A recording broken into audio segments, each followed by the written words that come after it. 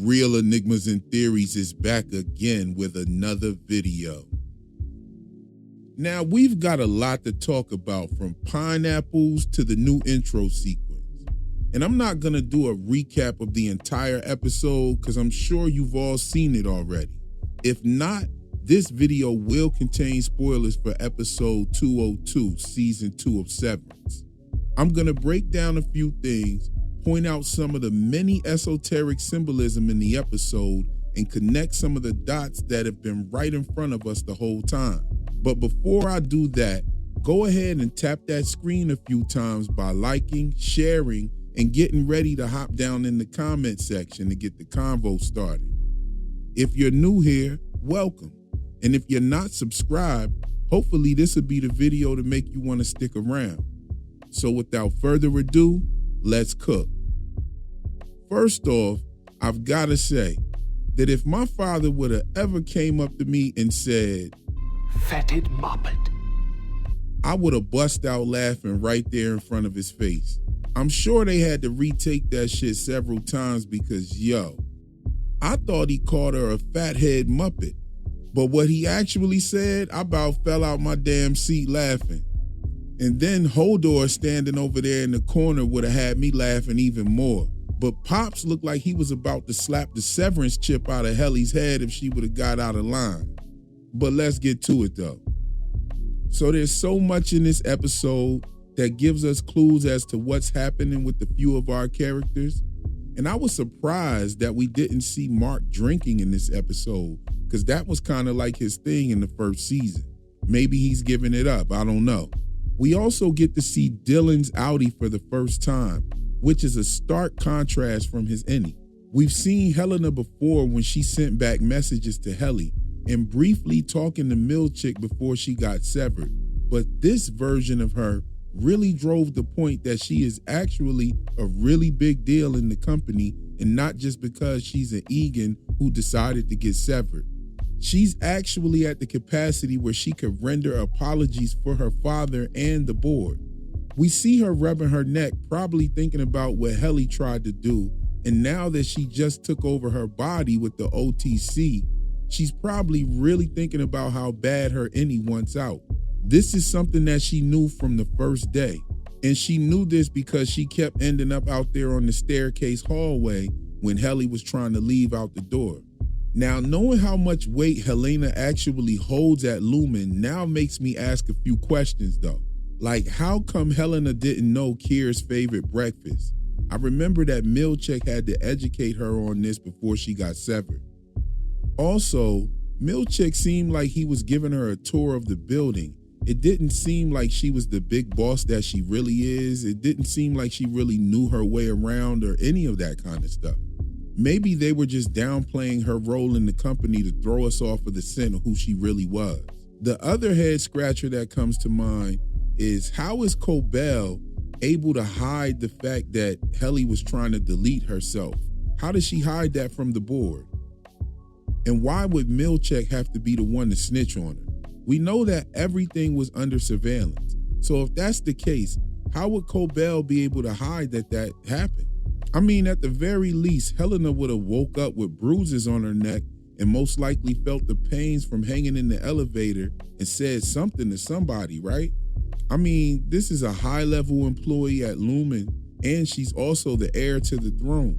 You would think that they would have been monitoring her time on the severed floor very closely, especially if this was supposed to be used as a political catalyst to further the company's severance initiatives, right? Anyway, we end the episode with Helena getting on the elevator headed to the severed floor. And it's still a mystery whether or not Helly or Helena was in the episode 1, so we'll have to wait to find that out for sure. One thing I did enjoy was the contrast of seeing only the outie perspective this time, and I'm eager to see if they blend the two back together moving forward in the season. We know that Milchick will tell a lie with a complete smile on his face and not give two shits about it. Almost everything he said to Mark was bullshit, and we knew that already, being that the newspaper was totally photoshopped. Also, when he tried to throw Cobell under the bus talking about some damn throuple. Just too many things didn't add up with Milchick's story. I wonder how he knew where Mark was and if his helmet had a camera inside of it. Because judging by the way that he placed it on the table, had me thinking that he was trying to point it at Mark. Kind of like how they point the speakers from the board at whoever they're talking to. We find out that he also lied about firing Dylan and Irv, but ended up having to bring them back anyway. He thought that he was being guided by Kier's hand, but Mark was really guiding him when it was all said and done. Mark might be even more important than Milchick himself. And now we know that those replacement workers were just a plan A to get the Cold Harbor file complete and find out what Mark's Innie knew. So Milchick now has to ask Irv and Dylan to return to work after firing them. And Mark didn't want to return in the first place, and Milchick had to convince him to come back. All three received a pineapple from Lumon as a token of reconciliation. I broke down the meaning and symbolism of the pineapple during slavery in my last video due to the bobbing for pineapples that we saw. And I'm going to go deeper into the meaning of pineapples later on in this video. Before Milchick hires Irv and Dylan back, both have some very interesting scenes before returning to Lumon's locker room. Dylan goes on a fruitless job hunt at a door factory. The interviewer looks like Dylan's long-lost father and doesn't seem to like the idea of severing or people who chose to get the procedure. I also noticed that the egg symbolism in reference popped up again when he asked Dylan if he preferred flat finish or eggshell. We saw the deviled egg bar, the egg drop contest with O&D, and numerous fertility references littered throughout the show. Oh yeah, Helly said that the goats lay the eggs as well, so there's another egg reference. Irv is seen at the phone booth calling someone who doesn't pick up, but I think it could be Ragabi. He leaves a voicemail that his Innie received the message. Now I think the message is Irv staying up late painting the testing floor. Somebody must have given him those instructions to do so. The other possibility is that if he is calling Ragabi, she may have told Irv about Mark coming into work with Grainer's key card. Remember, she told Mark that his Innie would get the card and know what to do. And Dylan's Innie told Helly that the OTC was the first step in their plan. We also see Bert G out there spying on Irv. I don't even know what that's about, and I am definitely wondering what happened when Irv woke up from the OTC protocol out there banging on Bert's door. If Irv is working with Ragabi, this would explain why he's painting the testing floor hallway. I do not believe that his Audi has seen the actual hallway himself. I think that Ragabi has probably shown him a picture and told him to paint it and stay up late in order to mentally connect with his Innie. And that's why we see him at the phone booth saying that his Innie got the message. Let us remember that she gave Petey a set of directions that he didn't follow, which made him get the reintegration sickness. She explains that to Mark. Now it's time to get deep into the esoteric portion of the video. But before we do that, I want to mention how we saw Mark W. being escorted out of the building. He mentions that he broke a lease in Grand Rapids before saying, "Fuck you, Lumon," which was what the band that Petey's daughter was playing when Mark was on his date with the midwife. Yeah, you remember the song that they were singing, and even Mark joined in with the song. In my last video about Lumon's planned uprising, I spoke about the original intro credits foreshadowing Mark getting the reintegration sickness. I also pointed out how the original sequence already foreshadowed the balloons with Mark carrying them around in the intro. And now we see they've doubled down on this concept as well, with having the heads of the Innies turn into balloons as well. I also talked about the connection to Irv and how the black goo represents the paint that he uses to paint the testing floor elevator. And now they've actually incorporated that elevator into the intro sequence. Not only that, they've doubled down on the connection with Irv by making Mark fall into a cup with Irv's face on it. There's so much in this intro, I might have to do a separate video about it. But for now, I'm just gonna cover some of the major points that I connected to the things that we see in the show. In the title sequence, Mark walks around in some green brain matter, and I think green could mean multiple things in this scenario. We've already seen the colors red and blue representing the Innie and the outies experiences, and green has been the dominant color on the MDR department. We also saw the red, blue, and green on the break room projector, which could mean the obvious RGB color spectrum for video and graphics. I think the green could also represent sickness, and that would be the reintegration sickness that I think Mark is going to be going through, that Petey went through. Remember, Petey's nose started bleeding, so that had to do something with his brain. We see Mark sick, kind of just like Petey was, actually needed to be carried by his Innie, or his inner self.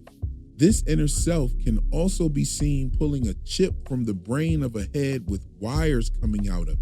Maybe consciousness is being stored into some sort of mechanical robots. I don't know. I always thought that Mark jumping into the head of the Innie looked kind of robotic, but him jumping into the brain with the replica desk and the cubicle says that he's experiencing work on the severed floor from his outie perspective, and that was in the OG intro as well. This also makes me think about the placement of the Severance chip itself, and the show made a point to show us exactly where the chip is placed inside the brain. They show us this with Helena getting her chip put in. The chip is placed right next to the pineal gland.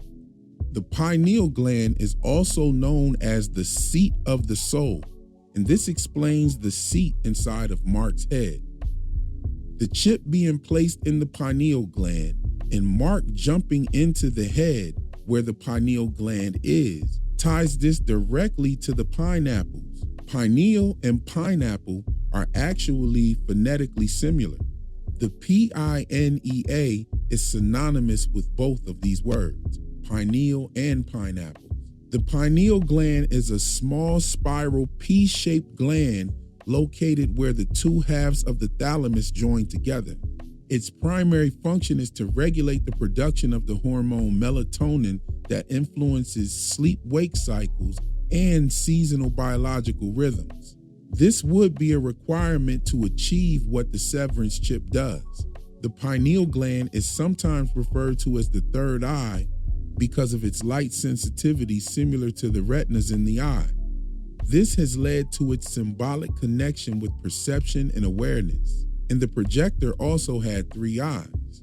The pineapple is also a Fibonacci fruit, and I think this connection is spot on with what we've seen and can observe Lumon actually doing, giving the pineapple as an apology to the outie and the Innies in 2 different ways.